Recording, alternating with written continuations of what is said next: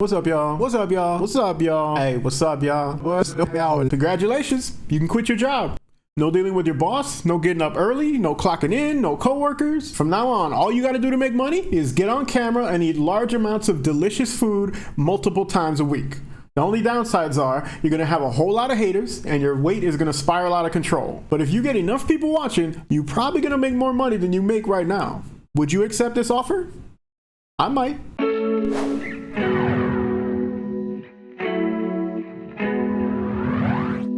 Mukbang. For those who may not know, a mukbang is a type of video or live stream where the person on camera will eat a large quantity of food while talking to or interacting with the audience. It's a style of content that was first popularized in South Korea, and within the last 5 to 10 years or so, the trend has spread considerably across the internet and onto almost all streaming and video sharing platforms. There are a lot of people who don't understand the draw behind that kind of content, but the numbers don't lie. There is absolutely an audience for eating on camera. It's a type of entertainment that I myself wasn't really interested in at all until very recently, but once I fell down this particular rabbit hole, I started looking at these people who essentially eat for a living, and I started thinking about their lives and their audience and kind of found myself fascinated. To briefly describe how I became aware of this phenomenon, I'm gonna just say that I'm a hungry motherfucker. Right? Like, I do intermittent fasting and I'm a night owl, so that's a lot of late nights where I can't consume anything but water. Usually it's not a problem for me, but sometimes it can be a little difficult resisting them chicken tendies singing my name from inside the freezer. One of my biggest problems with food was, and kind of still is, portion control. But that's why intermittent fasting is a good fit, because I can still eat a couple large meals a day and continue to lose weight. I bring that up to say that if I'm being honest with myself, I genuinely miss the way that I used to eat. Being obese is bad for you, and so is eating large quantities of unhealthy food, but just because it's bad for you doesn't mean it don't feel good. Just like drugs, people do it for a reason. Don't get me wrong, I hate what it did to my body, and I hate that I'm still paying for it. But I'm not gonna lie to you or to myself and pretend that eating that way isn't a very satisfying thing to do, at least on some level. So keeping that in mind, let me put you in my size 13s for a moment. It's 3 o'clock in the morning, your last meal was 8 hours ago, and you're having trouble concentrating because the munchies are in full effect and your brain starts thinking some wild shit. Like, you know how when you bite into a messy sandwich and it leaves some sauce or mayo or whatever at the corner of your mouth? What if instead of using a napkin, I use the clean part of the same sandwich to wipe it off? I'm a genius. So I was browsing YouTube in this state of mind, and eventually the algorithm led me to the world of competitive eating. Specifically this guy, Matt Stoney. At the time of this video, he's ranked number 4 in the world. He's got over 14 million subscribers on YouTube, and the majority of his content is him eating massive quantities of food on camera. Initially, I was drawn to his content because when you think of a guy who can eat 10,000 calories in a single sitting, most people don't picture a guy with his body type. Eventually though, I found myself coming back to his channel whenever I'd be up late at night, and at some point it dawned on me that it's because he's essentially doing what a large part of me still wishes I could do, which is to say, binging on delicious food and not feeling any guilt about it. Literally stuffing his face. But not everything he eats is delicious. Eventually I ran out of content, and rather than watch him eat 108 slices of bologna on camera, I moved on to other creators to kind of fill the void. And this led to the realization that there are a decent amount of people out there who make their living essentially binge eating on camera, and a lot of them seem to make good money doing it. One of the best examples, at least for American audiences, is this guy, Nikocado Avocado. My mans has made his way around the internet. He's been in front of a camera for a long time, and he has a reputation for capitalizing on drama and craziness. But that's not necessarily what I'm here to discuss, and personally, that's a part of his content that I'm not especially familiar with, nor am I even really interested in, to be honest.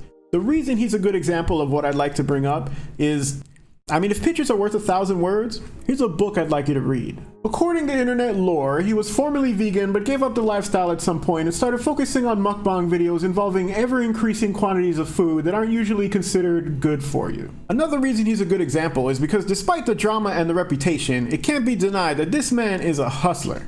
He has probably 4 or 5 YouTube channels, a Patreon, a Cameo which he advertises heavily, and he even does adults only paid content on the side, which as I understand it, is quite lucrative as well. Between all of the above, he posts a minimum of 1 mukbang video a day, every single day. He's in deep, like this is a lifestyle for him, and I don't subscribe to every channel, nor do I watch every video, but I'm still kind of fascinated by him.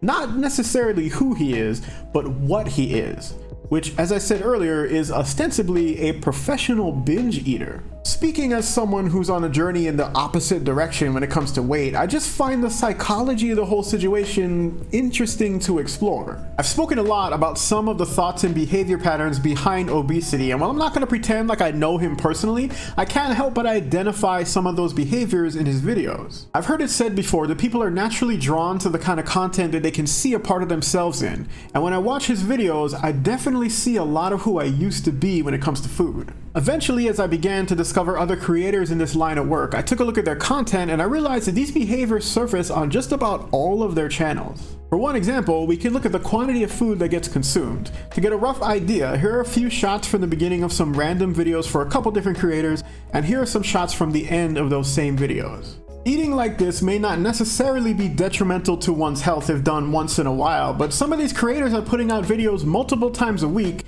and in the case of Nikocado, daily. Now I want to say again that I absolutely respect the hustle, but I also have first-hand experience with the dangers of eating this way as often as some of them do. Physically, it stretches your stomach, which may not be the worst thing in the world, but alongside that increased capacity for food comes an inevitable change in the amount that you need to feel satisfied, and I can definitely say without a doubt that that's not an easy thing to walk back from. Even after losing as much weight as I have, I know that at some point I'm probably going to have to reduce my portions even further, and I'm not looking forward to it, because again, I can say firsthand, it's gonna be difficult for me. Another thing I noticed is the way that some of these content creators eat.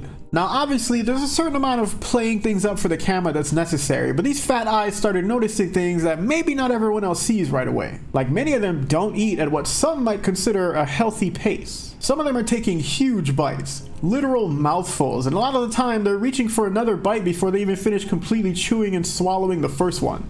And speaking of chewing, a lot of them don't seem to chew their food much either. These are behaviors that I noticed right away, because I'm not gonna lie, I used to be that way for much of my life, without even realizing it. I would absolutely inhale everything I ate. Maybe not as messily as some of them do, but sometimes when I watch them do it, I can see that same sort of blind indulgence.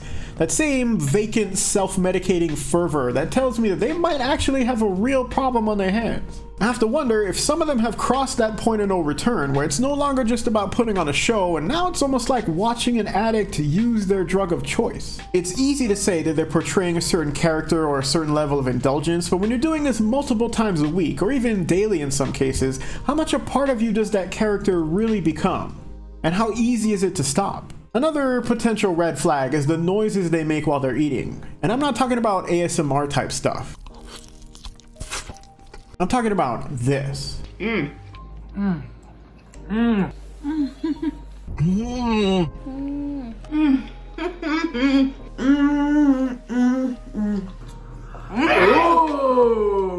could still argue that they're playing it up for the camera, but again, it's the repetition that makes me wonder about the reality behind it. It's hard to believe that every one of these utterances was planned as part of a well thought out script. To me, they seem like involuntary reactions to an experience. Emotional responses they're legitimately feeling in the moment, which tells me they're really enjoying this, especially when coupled with phrases like this. Wow. And just like that, all my problems went away.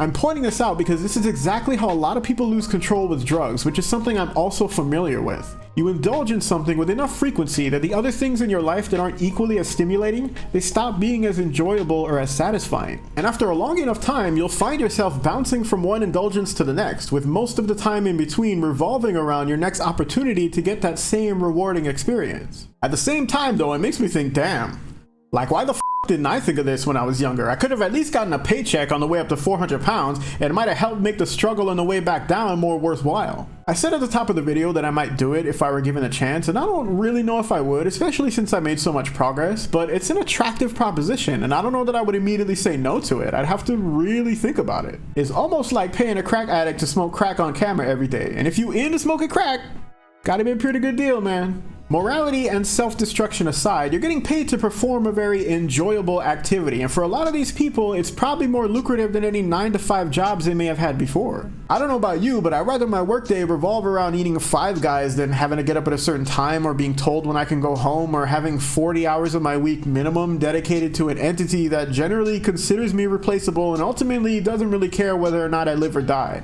If someone were to offer me a chance to just step into that life and guarantee me an audience of, I don't know, let's say 100,000 views every video, I might really consider it. Speaking of having an audience, I do have to wonder about those who watch this kind of content. I imagine there are a certain number of people like myself who kind of vicariously live through the indulgence of others, but what about everybody else? I know there are a lot of haters, for one. If you take a look at the comments on these videos, you'll see that a large amount of people seem to only come in to say hateful things or express their disgust. I personally don't understand that mentality, especially since they keep coming back, but it probably only reflects on their own unhappiness or need to make themselves feel better about whatever's going on in their lives. As for the creators, I'm sure a lot of them don't mind that much. I mean, views are views after all, and at least in the case of Nikocado, he seems to thrive off of notoriety, whether it's positive or negative, which I have to appreciate. Almost everyone who gets in front of a camera will be subject to some kind of criticism, but there's a certain art to getting the haters to pay your bills, and it's not an easy thing to pull off, nor is it easy to maintain. So like I said, I gotta respect it.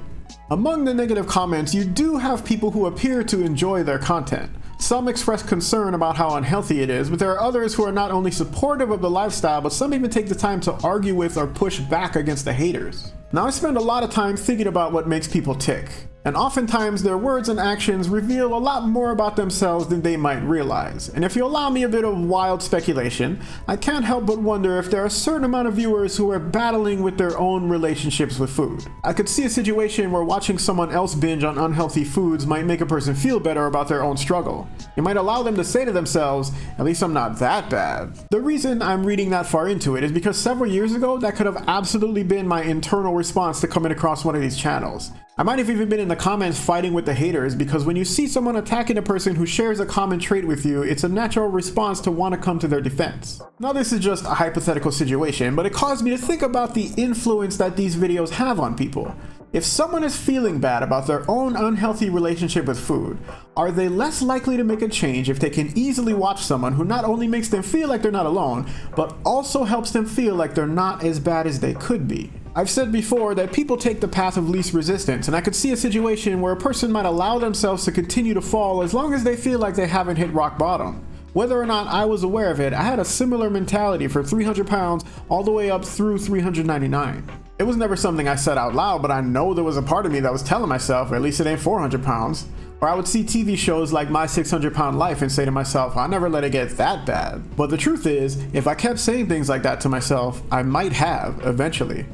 And if I never had thoughts like that in the first place, I might have made an effort to lose weight much sooner than I actually did. The truth of the matter is, throughout my entire journey towards the upper end of the Richter scale, I still had to get up every day and see myself in the mirror. If you had asked me at any point on my way up to 418 pounds why I'm not making an effort to lose more weight, my answer would have never been because I don't want to or because it's too difficult, even though in retrospect that's exactly how I felt. I just couldn't bring myself to articulate it that way. So logically, I must have been making excuses in my mind on some level. After all, my situation was inescapable. Like I said, I still had to get up in the morning and see myself in the mirror every day. So knowing that about myself and the way that I used to perceive my own situation, I can't help but wonder just how many people watching this content are in a similar place mentally, and whether or not it's allowing them to continue to live in denial, or at least put off their own efforts to live a healthier lifestyle. At the same time though, even if it were true for the majority of people who watch mukbangs, we're all adults, and we should be able to make our own decisions as far as the way we live our lives, even if it's actively shortening our lifespan. I don't tolerate anyone telling me how to live, so I try not to tell others how to live either. If people want to consume this kind of content in order to help maintain their contentment with their underlying happiness, there's no reason for me to come in and try to take that away from anybody. But I could still ask questions. And I guess the main question I want to ask is to the creators themselves. Is it worth it?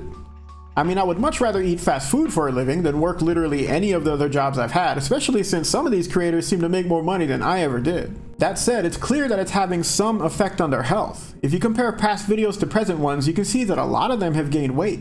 Compare their general disposition at the beginning and at the end of some of these videos. I'm like tired.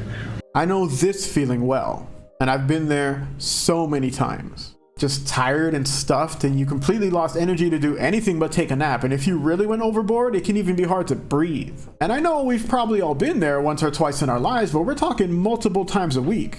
I mean, this is a business for them. That's gotta be a lot of pressure, and I can understand how someone in their position might feel like they can't stop doing what they're doing. After all, if you stop being the person that your audience knows you as, a lot of the time, your audience will leave. That makes me also want to ask, is there an end in sight? And if so, what does that look like? I get the impression that some of these creators are prepared to do this for the rest of their lives, even if that means their life will end prematurely.